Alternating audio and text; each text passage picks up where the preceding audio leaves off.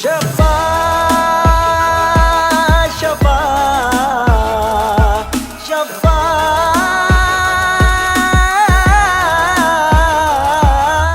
नमस्कार दोस्तों, इस बात में कोई दो राय नहीं है कि दुनिया का सबसे मजेदार नशा लाइफ की सबसे बड़ी हाई, अच्छी सेहत और एक हेल्दी लाइफस्टाइल से मिलती है। जो मजा, जो थ्रिल, जो एक्साइटमेंट स्पोर्ट्स में है, दुनिया का कोई भी नशा वो नहीं दे सकता।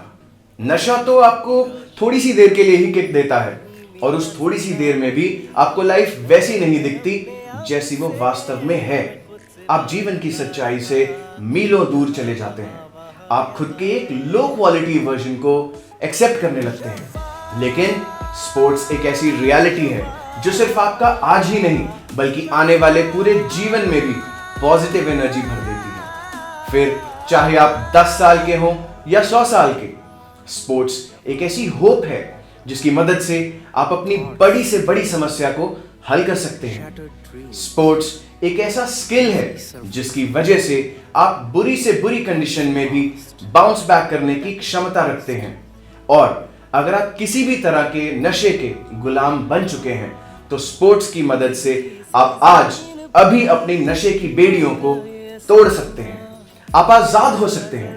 आप स्पोर्ट्स को अपना जीवन जीने का तरीका बना सकते हैं। तो आइए लेके चलते हैं आपको शफा होम के स्पोर्ट्स कॉम्प्लेक्स की ओर, जहां शफा के निवासी बड़ी बेसब्री से आप सबका इंतजार कर रहे हैं। वो आपको ये दिखाना चाहते हैं कि स्पोर्ट्स ने उन्हें किस तरह से ट्रांसफॉर्म किया। शफा होम की ओर से पेश है आप सबके सामने आज का हमारा ये स्पेशल वीडियो, जिसका नाम है sports as a way of life.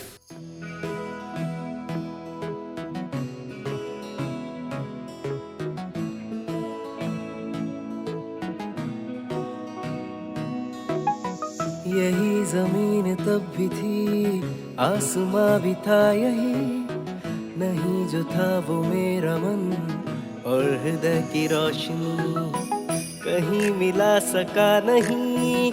नजर में अपने आप से मैं खुद से भागता रहा, यहाँ वहाँ वहाँ यहाँ। शफा शफा शफा।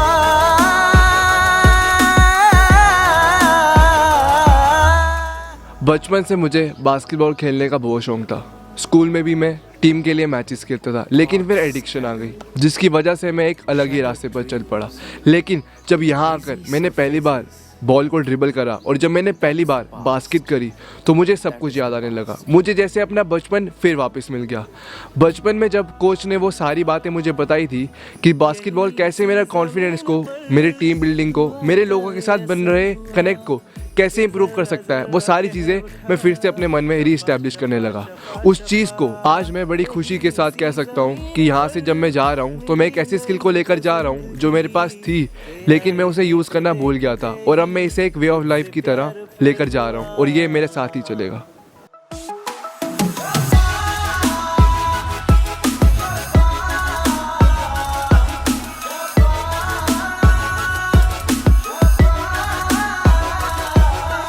शफा होम को देश का सबसे बड़ा नशा मुक्ति एवं पुनर्वास केंद्र बनने में तो समय लगा, लेकिन पहले ही दिन से शफा में स्पोर्ट्स एक्टिविटीज को बहुत ज्यादा इंपॉर्टेंस दी गई। जब शफा के पास अपना खुद का स्टेडियम नहीं था तब भी यहाँ के रेजिडेंट्स को स्पोर्ट्स से जोड़े रखने के लिए तरह तरह के स्पोर्टिंग इवेंट्स ऑर्गेनाइज कराए जाते रहे, क्योंकि जिस दिन व्यक्ति इलाज में आ जाता है उसका नशा तो गेट के बाहर ही छूट जाता है, लेकिन उसके ड्रग यूज ने उसके थॉट्स और फीलिंग्स को कई सालों तक इफेक्ट किया होता है। ऐसे में खेलना उसकी ट्रांसफॉर्मेशन के लिए एक कैटलिस्ट की तरह काम करता है।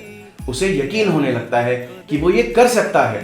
कोई इतनी बड़ी परेशानी नहीं है नशा छोड़ना, लेकिन इस लेवल की क्लैरिटी आने में टाइम लगता है और एक लंबे इलाज के दौरान उसे स्पोर्ट्स को एक वे ऑफ लाइफ की तरह अडॉप्ट करना सिखाया जाता है, ताकि जो खालीपन उसकी लाइफ में क्रिएट हुआ है in the absence of his addiction, उस वैक्यूम को फिल कैसे किया जाए, और वो होता है through active participation in sports. This way, sports becomes and alternatives to his drug use.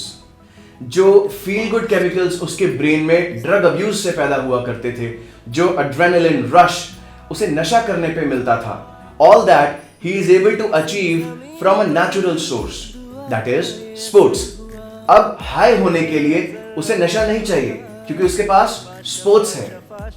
इस तरह से जब वो इलाज पूरा होने के बाद घर जाता है तो वो अपने साथ एक हेल्दी और सस्टेनेबल लाइफस्टाइल लेकर जाता है जो उसकी रिकवरी को लाइफ लॉन्ग बनाए रखने में उसकी हेल्प करता है।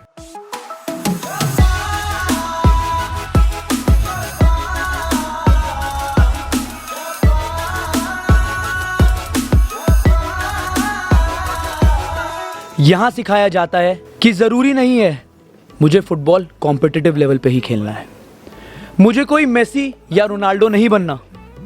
जैसे स्टेज पर गाना गाना मेरा सोनू निगम बनना नहीं है, जैसे डांस सीखना मुझे किसी डांस कंपटीशन में पार्टिसिपेट कराने के लिए नहीं है। बस ये है कि मैं यहाँ से एक हेल्थी ऑल्टरनेटिव लेकर जा रहा हूँ। पर्पस ये है कि स्पोर्ट्स को जब मैं as a way of life opt कर लेता हूँ तो मेरी लाइफ से नशा तो हट जाता है, लेकिन जो ये वैक्यूम क्रिएट होता है, अब इसको भरने के लिए मुझे कुछ तो करना पड़ेगा। तो वो ऑल्टरनेटिव क्या होगा, वो हेल्दी हैबिट क्या होगी? तो मेरे लिए वो अच्छी हैबिट फुटबॉल खेलना है। जब मैं फुटबॉल खेलता हूँ तो मुझे ऐसा लगता है कि मैं इनविंसिबल हूँ और मैं कुछ भी कर सकता हूँ। When I am not running on the field और even when I am just walking, तो फुटबॉल फील्ड पे आई फील कि मेरी जो बॉडी है वो मेरे माइंड के साथ इंटैक्ट है। मैं बेटर फील कर पा रहा हूँ, मैं लोगों से बेटर बात कर पा रहा हूँ। तो इससे ज़्यादा अच्छा और क्या हो सकता है कि जब मैं अपने इलाज से निकलता हूँ तो मैं अपने साथ एक ऐसी हेल्दी लाइफस्टाइल और एक हैबिट अडॉप्ट करके जाता हूँ। फुटबॉल मेरे लिए as a way of life और नशा छोड़ने के बाद as a way of habit बन जाती है।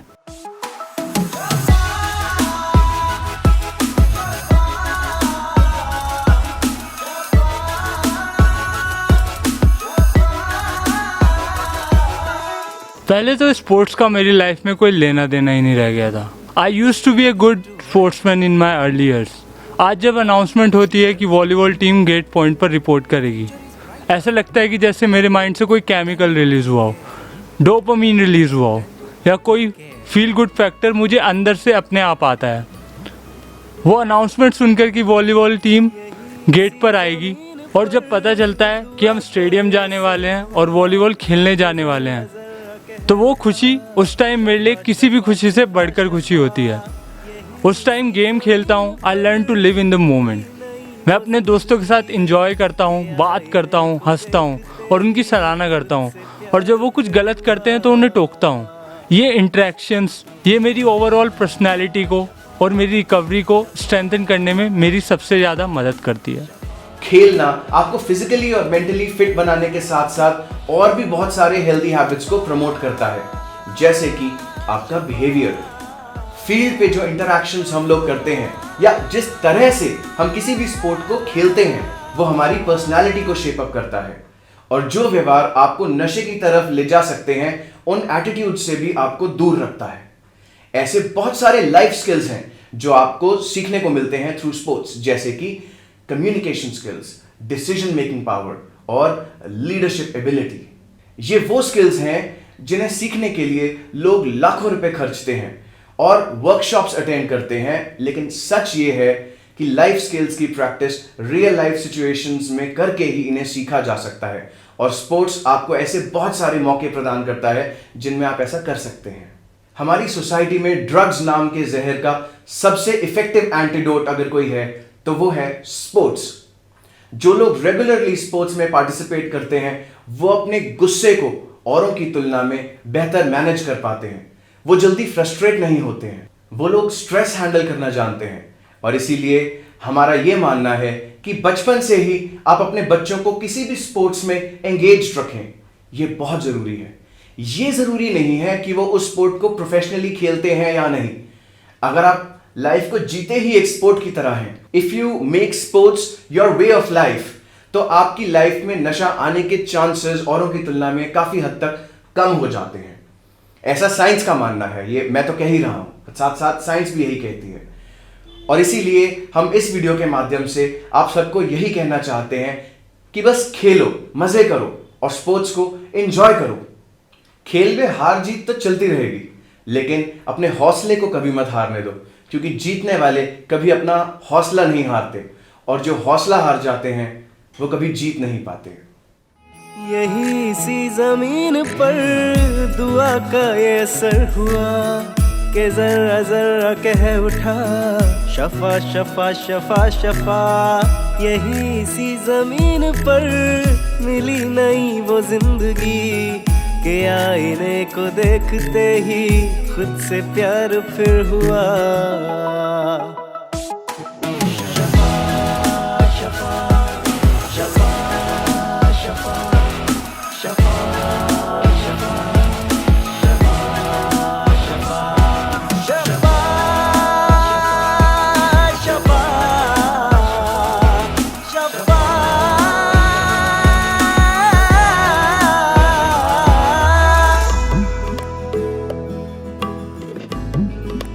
Nothing to worry,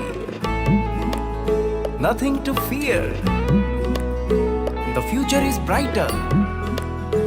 Tending to care, tending to care.